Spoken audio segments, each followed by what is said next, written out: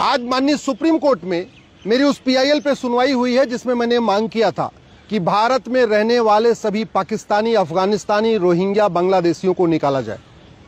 2017 में ये मैंने पीआईएल फाइल किया था और मेरा मानना है कि इस समय भारत में लगभग 6 करोड़ घुसपैठिए रह रहे हैं। इसमें पाकिस्तानी भी हैं, अफगानिस्तानी भी हैं, रोहिंग्या भी हैं और सबसे ज्यादा बांग्लादेशी हैं। ये यहाँ इनका कागज भी जो कुछ बनवाए थे वो कागज खत्म हो चुका है। इन घुसपैठियों ने फर्जी आधार बनवा लिया है, फर्जी राशन कार्ड बनवा लिया है। बहुत सारे पाकिस्तानी, अफगानिस्तानी, रोहिंग्या, बांग्लादेशी घुसपैठियों ने फर्जी बर्थ सर्टिफिकेट बनवा लिया है, फर्जी एज सर्टिफिकेट बनवा लिया है। बहुत सारे पाकिस्तानी, अफगानिस्तानी, बांग्लादेशी, रोहिंग्या घुसपैठियों ने फर्जी ड्राइविंग लाइसेंस बनवा लिया है। कुछ ने तो वोटर आईडी में नाम भी जुड़वा लिया है और ये सारा खेल चल रहा है 2-2, 3-3 हजार रुपए में। ये घुसपैठिए 10 से 15 हजार रुपए खर्च करते हैं और इनका 4 से 5 कागज बन जाता है। वोटर आईडी में नाम जुड़वा लेते हैं। फिर बहुत सारे ऐसे भी हैं जिन्होंने जनधन खाता खोल लिया है। केंद्र सरकार की सभी योजनाओं का फायदा ये घुसपैठिए उठा रहे, राज्य सरकार की योजनाओं का फायदा ये घुसपैठिए उठा रहे, माइनॉरिटी अफेयर मिनिस्ट्री का फायदा भी ये घुसपैठिए उठा रहे। तो भारत के लोगों के हिस्से का रोटी, कपड़ा और मकान ये घुसपैठिए ले जा रहे हैं, इसलिए इनको निकालना जरूरी है। मैंने अपनी याचिका में ये भी कहा है, घुसपैठ राष्ट्र की सुरक्षा के लिए बहुत बड़ा खतरा है और जो राष्ट्र की सुरक्षा के लिए खतरा होता है उससे निपटने के लिए हमारे पास एक कानून है, एनएसए, नेशनल सिक्योरिटी एक्ट। लेकिन भारत में कोई भी राज्य सरकार घुसपैठियों और उनके मददगारों पे एनएसए नहीं लगा रही है, नेशनल सिक्योरिटी एक्ट नहीं लगा रही है। मैंने दूसरी बात ये कही है कि ये जो 6 करोड़ घुसपैठिए यहाँ पर भारत में रह रहे हैं, ये पाकिस्तानी, अफगानिस्तानी, बांग्लादेशी, रोहिंग्या, ये हमारी देश की एकता, अखंडता के लिए खतरा है। कल को ये भारत के खिलाफ विद्रोह भी कर सकते हैं, इसलिए इनको निकालना जरूरी है। और जो देश की एकता, अखंडता के लिए खतरा होता है उससे निपटने के लिए हमारे पास एक कानून है, यूएपीए। लेकिन भारत में कोई भी राज्य सरकार घुसपैठियों और उनके मददगारों के खिलाफ यूएपीए की धारा नहीं लगा रही है। ये जो भारत में घुसपैठ हुई है ये बड़े प्लान्ड वे में हुई है, ये कोई ऐसे नहीं हो गई, एकाएक नहीं हुई है। ये बाकायदा अपने आप में भारत की डेमोग्राफी बदलने के लिए घुसपैठ हुई है और ये एक तरीके से इनडायरेक्ट वॉर है। और इनडायरेक्ट वॉर से निपटने के लिए जो नई भारतीय न्याय संहिता है इसमें भी वेजिंग वॉर की धारा है। जो पुराना वाला इंडियन पिनल कोड था उसमें भी वेजिंग वॉर की धारा थी। लेकिन आज तक किसी भी राज्य सरकार ने, किसी भी जिले की पुलिस ने घुसपैठियों और उनके मददगारों के खिलाफ वेजिंग वॉर की धारा नहीं लगाई है। जो नई वाली भारतीय न्याय संहिता बनी है इसमें एक ऑर्गेनाइज क्राइम के लिए प्रोविजन है और ऑर्गेनाइज क्राइम से निपटने के लिए बाकी सभी राज्यों के पास भी अपना अपना कानून है। गुजरात के पास गुजकोका है, महाराष्ट्र के पास मकोका है, यूपी के पास गैंगस्टर एक्ट है। ऐसे सभी राज्यों के पास अपना अपना कानून है। लेकिन भारत में कोई भी राज्य सरकार घुसपैठियों और उनके मददगारों के खिलाफ ऑर्गेनाइज क्राइम की धारा नहीं लगा रही है। न महाराष्ट्र में मकोका लग रहा है, न गुजरात में गुजकोका लग रहा है, न गैंगस्टर एक्ट लग रहा है, न गुंडा एक्ट लग रहा है। हमने अपनी याचिका में यह भी कहा है, ये घुसपैठियों की मदद करना सबसे बड़ा देशद्रोह है और फिर भी यहाँ पे 2-2, 3-3 हजार रुपए में घुसपैठियों की मदद की जा रही है।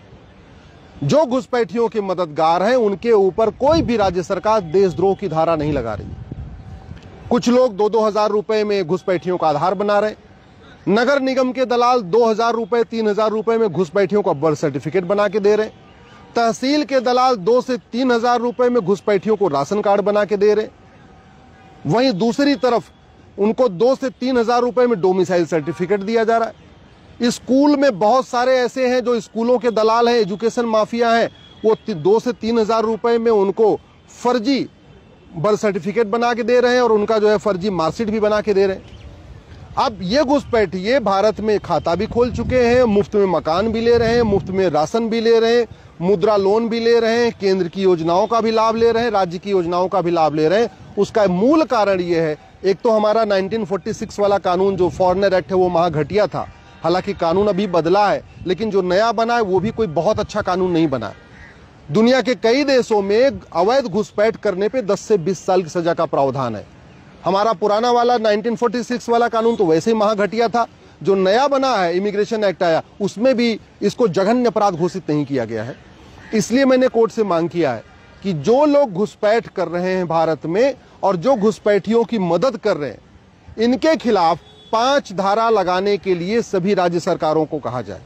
सबसे पहले पूरे देश के सभी जिला के कप्तान, सभी डीजीपी ये सुनिश्चित करें कि घुसपैठियों और उनके मददगारों पे एनएसए लगेगा।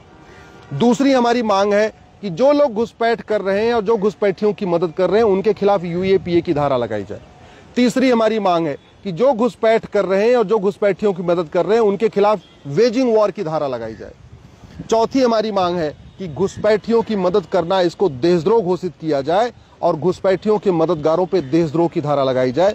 और पांचवी हमारी मांग है कि घुसपैठियों और उनके मददगारों के खिलाफ गैंगस्टर एक्ट लगा के, मकोका लगा के, गुजकोका लगा के इनकी प्रॉपर्टी जब्त किया जाए, इनकी नागरिकता खत्म किया जाए और इनको सुनिश्चित किया जाए कि 1 साल के अंदर आजीवन कारावास मिले। हमारा 1955 वाला जो कानून है, सिटीजनशिप एक्ट, इतना सड़ा हुआ कानून है, इतना घटिया कानून है कि आज तक किसी भी घुसपैठियों के मदद करने वाले की नागरिकता नहीं गई। न किसी अपराधी की नागरिकता गई, न किसी जासूस की नागरिकता गई, न घुसपैठिए की नागरिकता गई, न घुसपैठियों की मदद करने वालों की नागरिकता गई। जो बॉर्डर पे 2-2 हजार रुपए लेके भारत के अंदर घुसपैठियों को एंट्री कराते हैं, उसमें भी किसी के खिलाफ कार्रवाई नहीं हो रही है।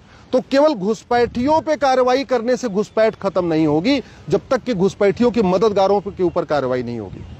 और मेरा ये व्यक्तिगत रूप से मानना है कि जिस दिन हम भारत में घुसपैठियों और उनके मददगारों के खिलाफ ये 5 धारा लगा देंगे, एनएसए, यूएपीए, वेजिंग वॉर, देशद्रोह, गैंगस्टर एक्ट, भारत में सारे घुसपैठिए, लगभग 90% घुसपैठिए अपने आप भाग जाएंगे। अभी घुसपैठिए इसलिए नहीं भाग रहे क्योंकि घुसपैठियों के मददगारों के मन में कोई कानून का खौफ नहीं है। जिस दिन जो घुसपैठियों की मदद किए, जब उनको लगेगा कि अब वो जेल जाने वाले हैं, वो घुसपैठियों को ढूंढ के यह भारत से भगाएंगे। एनआरसी की जरूरत ही नहीं पड़ेगी। बिना एनआरसी किए 90% घुसपैठिए भारत छोड़ के भाग जाएंगे। और अगर हम बिना ये कानून में बदलाव किए, बिना घुसपैठियों के मददगारों के खिलाफ एनएसए, यूएपीए, वेजिंग वॉर, देशद्रोह, गैंगस्टर एक्ट लगा के अगर हम सोचते हैं केवल एनआरसी करके हम घुसपैठियों को छांट लेंगे, तो घुसपैठिए छांटना बहुत मुश्किल है। फिर उनको पकड़ के उनको डिटेंशन सेंटर में डालना बहुत मुश्किल है। कितना हम डिटेंशन सेंटर बनाएंगे, क्योंकि 2-4 तो है नहीं, 6 करोड़ है, ऑस्ट्रेलिया की 3 गुना है। ऑस्ट्रेलिया की जनसंख्या 2 करोड़ है और भारत में 6 करोड़ घुसपैठिए रह रहे। ऐसा कोई जिला नहीं है जहां घुसपैठियों ने अपना झुग्गियां नहीं बना लिया है। नदियों के किनारे घुसपैठियों ने झुग्गी बना लिया है, जंगलों में घुसपैठी झुग्गी बना लिया है। उत्तराखंड देख लीजिए आप, हिमाचल देख लीजिए, जितने बॉर्डर के स्टेट हैं वहां इन्होंने अपने पूरी झुग्गियां बना लिया है। एयरपोर्ट के किनारे घुसपैठियों की झुग्गी बन गई है, बंदरगाहों के किनारे घुसपैठियों की झुग्गी बन गई है। जितने हमारे हाईवे हैं, एक्सप्रेसवे हैं और रेलवे के हमारे जो मेन लाइनें हैं, जो मेन ट्रैक हैं, वहां इन्होंने झुग्गी बना लिया है। बस स्टैंड हो या रेलवे स्टेशन, वहां झुग्गी बना लिया है। तो इनको ढूंढने पे ढूंढ के एनआरसी करना बहुत मुश्किल है। तरीका यही है कि घुसपैठियों को पकड़ा जाए, उनका narco polygraph brain mapping test किया जाए, उनसे पूछा जाए कि उनको किसने किसने मदद किया, और उनके मददगारों के ऊपर, जो घुसपैठियों के मददगार हैं, चाहे वो लेखपाल है, चाहे पटवारी है, चाहे कोई सिपाही है, चाहे कोई दरोगा है, चाहे कोई पार्षद है, चाहे कोई प्रधान है, चाहे कोई नेता है या कोई दलाल है, चाहे वो तहसील का दलाल है, चाहे थाने का दलाल है या नगर निगम का दलाल है, कोई भी दलाल है, जिन्होंने घुसपैठियों की मदद किया है, बस उनके खिलाफ कार्रवाई शुरू कर देंगे। घुसपैठियों में भगदड़ मच जाएगी।